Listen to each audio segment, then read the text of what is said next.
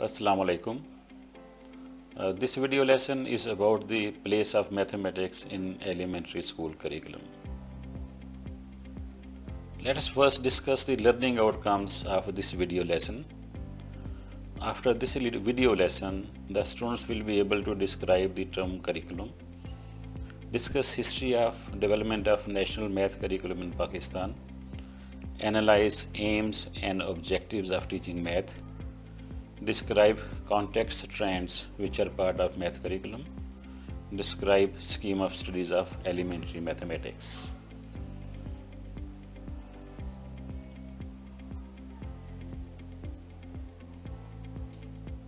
We will briefly discuss what are the meanings of the term curriculum. Though you will learn in detail about curriculum theory and practice in another course, it is appropriate to briefly develop an understanding of the term curriculum. The idea of curriculum is hardly new, but the way we understand and theorize it has altered over the years. It has its origins in the chariots tracks of Greece. It was literally a course. The Latin curriculum was racing chariot. The term cure means to run. So according to Greek and Latin origins, curriculum means a path on which you run. We can simply say that curriculum is a path to walk on. John defined the term curriculum as all the learning which is planned and guided by the school, whether it is carried out in groups or individually inside or outside the school.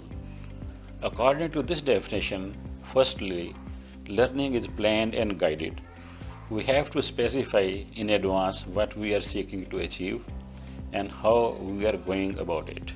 Secondly, the definition refers to schooling. We should recognize that our current appreciation of curriculum theory and practice emerged in schools and in relation to other schooling ideas such as subject and lesson. The term curriculum should not be equated with the term syllabus. The syllabus only provides a list of contents which are supposed to be taught to the students. Syllabus is a body of knowledge that you want to transmit to the students. The syllabus tells us that we are seeking to achieve, but it does not talk about how we are going to go about it. According to Tyler, the curriculum guides us about what educational purposes should be. According to Tyler, the curriculum guides us about what educational purposes should the school seek to attain, what educational experiences can be provided that are likely to attain these purposes, how can these educational experiences be effectively organized, and how can we determine whether these purposes are being attained. Another way of looking at curriculum theory and practice is via process. In this sense, curriculum is not a physical thing, but rather the interaction of teachers, students, and knowledge. In other words, curriculum is what actually happens in the classroom and what people do to prepare and evaluate. According to Stenhouse, as minimum, a curriculum should provide a basis for planning a course, studying it empirically, and considering the grounds of its justification. This statement mentions three things. Number one, planning a course. Number two, studying the course empirically. And number three, a justification for the aim of the curriculum. In planning a course, one should establish the principles for selection of content. Basically, what is to be learned and taught. The principles for the development of teaching strategy. This would tell us how it is to be learned and taught. The principles for making of decisions about sequence. This is about which topics will be taught first and which topics will be taught later. And fourth, principles on which to diagnose the strengths and weaknesses of individual students. Next, Stenhouse talks about empirical study. We must develop empirically the principles on which to study and evaluate the progress of students. The principles on which to study and evaluate the progress of teachers. And there must be empirical guidance as to the feasibility of implementation of the curriculum in varying school contexts, people contexts, and environments and peer group situations. Stenhouse further talks about justification of the aims of the curriculum. The curriculum aims should be open to critical inquiry and scrutiny all the time. This is all I wanted to discuss regarding what the term curriculum meant to different people. I hope you will learn curriculum policy and practice in another course which is a part of the teacher preparation programs. Now we will discuss math curriculum and how it is placed in the elementary school level locally. The Punjab Curriculum and Textbook Board PCDB defines the curriculum as the curriculum therefore can be seen as the prescribed course of study to be covered in a specific time frame. You may have noticed that this definition has very limited scope and is probably very close to the term syllabus. In Pakistan, the first national curriculum was developed in 1975-76. It was further reviewed in 1984 and 85, and then it was reviewed in 1994 and 1995, and then in 2000, and then 2002, and finally in 2006.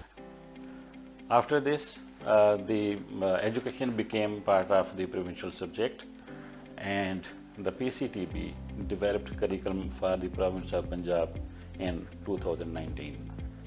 Though the first national curriculum was developed in 1975-76, mathematics has remained part of elementary school curriculum since the creation of Pakistan.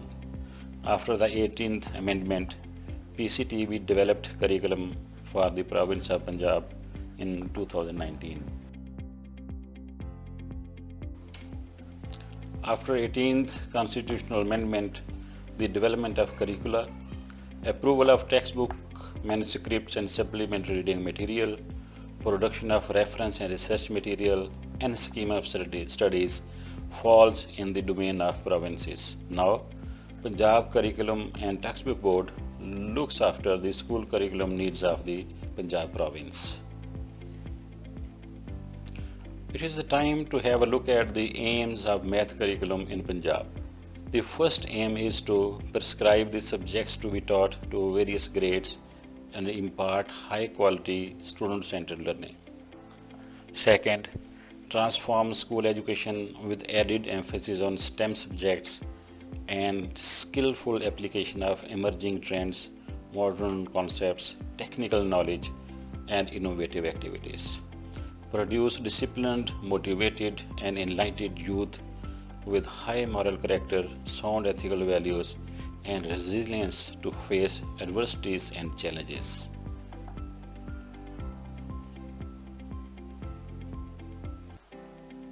The next aim is to understand and use the language, symbols, and notations of mathematics, develop mathematical curiosity and use inductive and deductive reasoning when solving problems, develop the knowledge, skills, and attitude necessary to pursue further studies in mathematics, appreciate the usefulness of power of mathematics, recognize that mathematics permeates the world around us. Further, the aims describe enjoy mathematics and develop patience and persistence when solving problems, become confident in using mathematics to analyze and solve problems both in school and in real life situations, develop logical and critical thinking and the ability to reflect critically upon their work and the work of others, develop a critical appreciation of the use of information and communication technology in mathematics, become brief and precise in expressing statements and results.